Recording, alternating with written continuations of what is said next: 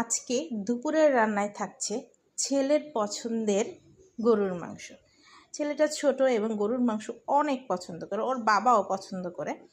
তো যাই হোক, গরুর মাংসটা যদি একটু পাতলা ঝোল করে রান্না করা হয় তো ছেলে খুবই পছন্দ করে। এখন ও গেছে স্কুলে গেছে, এই জন্য ও বুঝতে পারে মানে করে নাই।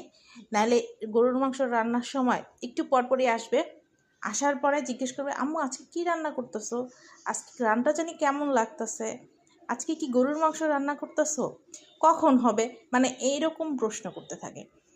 তো মাঝে মাঝে বিরক্ত হয়ে যায়, মাঝে মাঝে বলি যে কী রান্না করতেছি এটা খাওয়ার সময়ই দেখতে পারবা।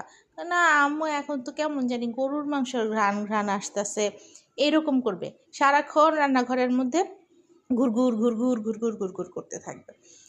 তো একটা সময় হয়তো বা ছেলে বড় হয়ে যাবে, ছেলের সংসার হবে, অনেক কিছুই হবে, আল্লাহ যদি বাঁচায় রাখে, আল্লাহ যদি চায়, তাহলে কিন্তু এই স্মৃতিগুলা রয়ে যাবে।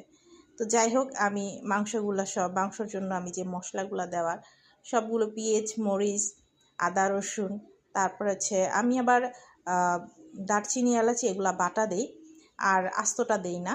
আর অনেকেই আস্তটাও দেয়, বাটাটাও দেয়, কিন্তু আমি দেই না। তো যাই হোক, সব কিছু দিয়ে ভালোভাবে মাংসটা কষানো হয়ে গেছে। এখন আলুগুলোও দিয়ে দিতেছি। আলু আবার আমার পছন্দ, আলু আবার ওদেরকে আরোই পছন্দ না, কিন্তু আমার পছন্দ। আমি মাংসের চাইতে আলুটা বেশি পছন্দ করি।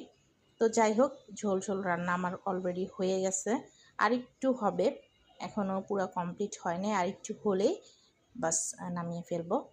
সবাইকে অসংখ্য ধন্যবাদ। আমার মনে হয় সব বাচ্চারাই পছন্দ করে। কার কার বাচ্চা পছন্দ করে কমেন্ট বক্সে জানাই।